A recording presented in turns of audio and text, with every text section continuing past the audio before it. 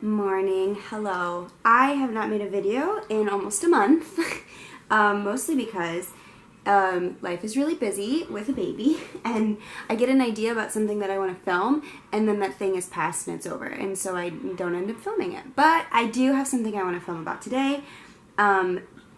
Little Bug and I are just hanging out in his room. He's doing some tummy time on his playmat. And so he's happy and content. You can probably hear the white noise coming from his monitor, the sound of the ocean waves, little ambiance for you. So what I want to talk about and what I want to film and document is our introduction to the world of therapy. So this is going to be me talking about his therapies, how often he takes them, what I've seen so far from his therapies, and then also some of the feelings that I had about therapy that I wasn't expecting to have. So yeah, that's what I'm going to talk about today. So first, let me walk through what therapies he's taking and how often he takes them, because that's kind of the starting point. So George is enrolled in a school district right now, which sounds kind of unusual because he's 4 months old, but he is. In our district, the early intervention therapy is through the district, and so he's enrolled in school, and through that, it is paid for by our tax dollars. So this is actually not right now costing us anything, which is really helpful, and I'm really grateful to the county that allows that. So right now he takes 3. He takes physical therapy every other week. He takes occupational therapy every other week, plus an additional hour. So with occupational therapy, what he does is every other week he goes to a group, and so there's 2 other babies with Down syndrome that he's in a group with that's really freaking cute.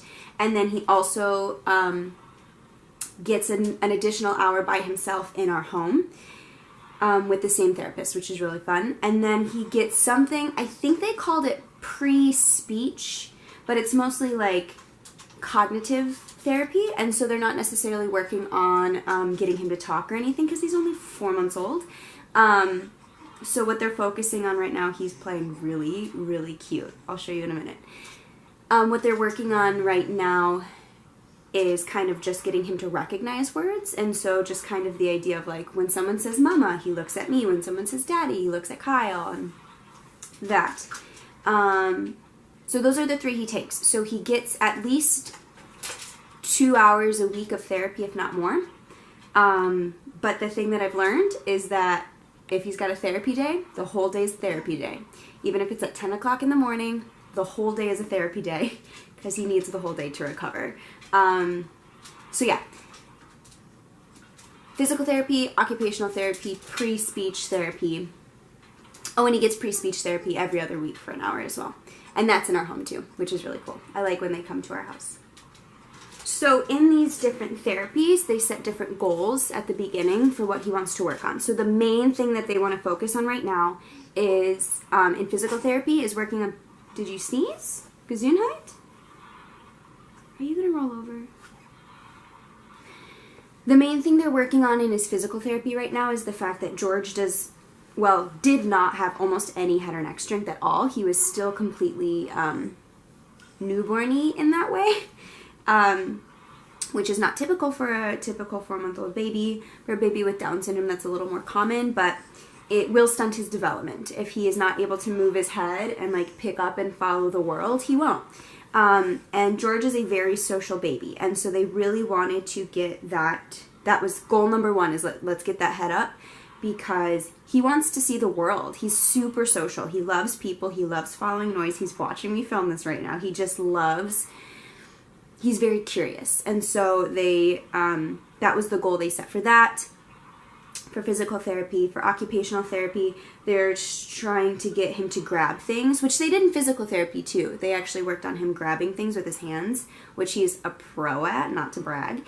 And then they're also, that's just very like, that therapy is so stimulating for him. It's really fun. They like put paint on his hands, and they play music for him, and they give him rattles, and it's real. That one's like cute and fun, and it just feels like playtime, but I know they're doing a lot of work. The pre-speech we actually have not started yet because it was a holiday weekend almost immediately when we started. So we start that, I think, this coming week is when she comes to our house for the first time. I'm excited about that. So I don't know what they're going to do there. I don't know. But she comes to our house and works with him. So some things that they've done with him in these therapies is to get his head up in physical therapy. They put him on a big giant exercise ball and kind of rolled him around on his belly so that he was able to like roll back and be upright a little bit better, and then they would roll him forward and he would have to keep his head up. And he actually did really well. And after she did that with him for the first time, I noticed that a huge change happened and that he's picking his head up a lot more now after that one session. And I think he just needed somebody to give him a little trick and to show him how. And I feel like he was like, oh, I can do that. That's easy. And they actually let us take home the exercise ball. So we put him on the exercise ball every day.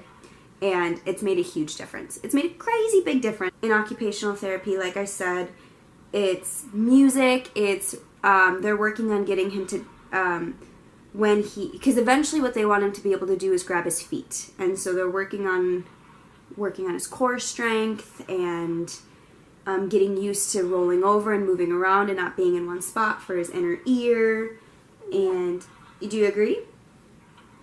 Which he loves. He loves moving, so that's really good for him. So that's kind of that. That's kind of what his therapy looks like right now. He's taking 3 every other week. But at least he gets at least 2 hours a week of therapy, which is really great. And for his age, I think a perfect amount. He really likes therapy because he really likes people. So he likes to go places where there are people. He loved the play group when there were little babies. And there's a baby that's only a month older than him.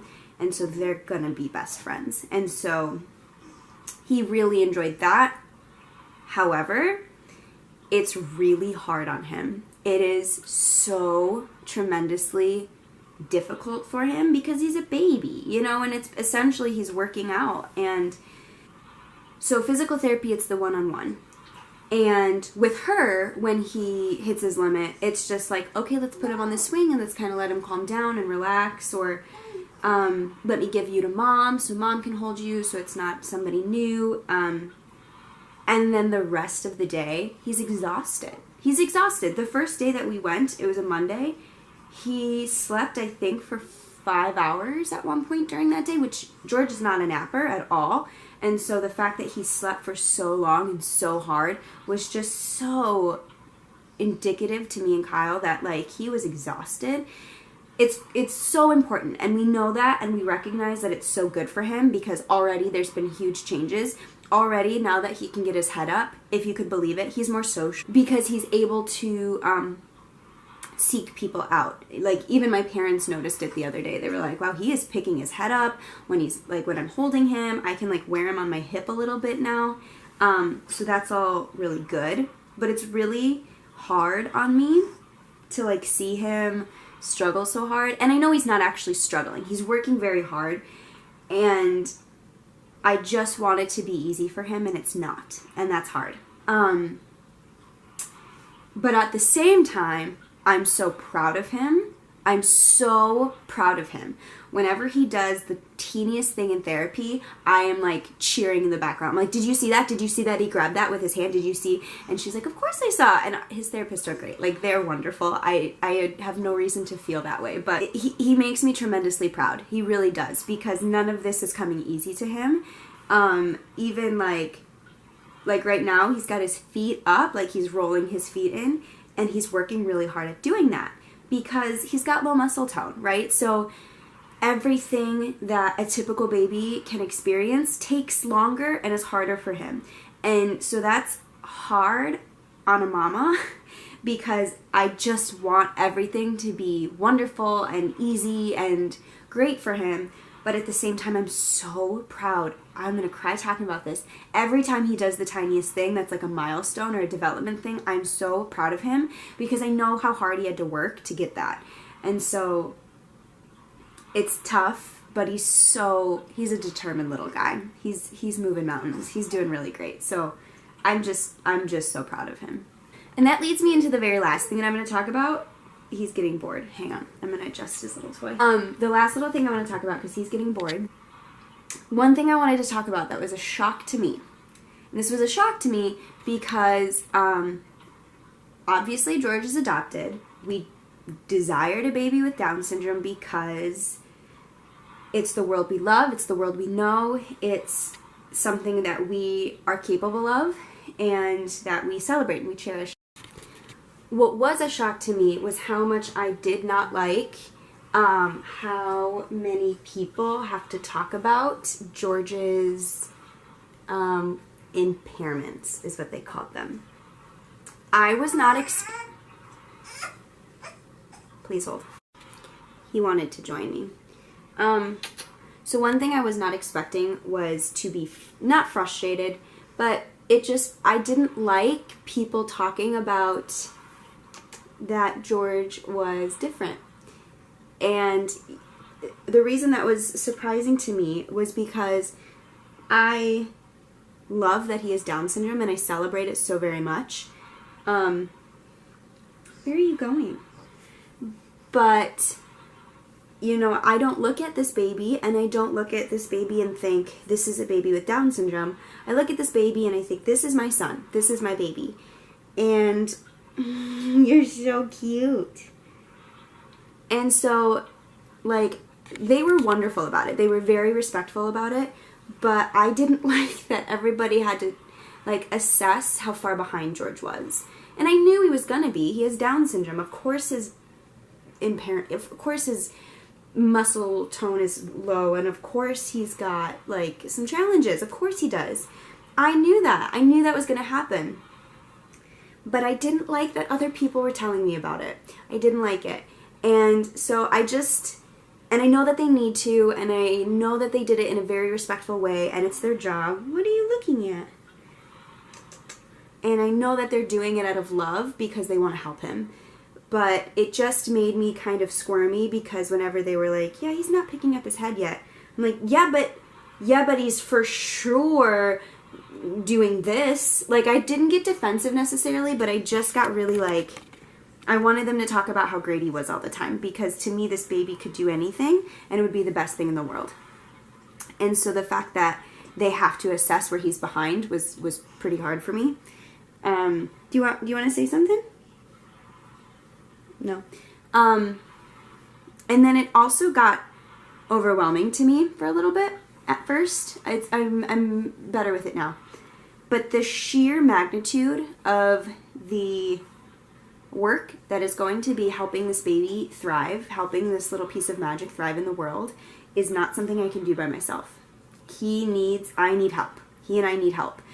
Kyle, he and I, George, me, like, we can't do it by ourselves. For this baby to thrive and to reach his full potential, we need the assistance of other people who have to discuss where he falls short. They have to. And that was a lot for me to swallow at first, and I wasn't expecting it because I knew that was coming. I knew it was happening. But it's still, you know, it's never easy. There's nothing about this that is going to be easy. Parenthood's not easy.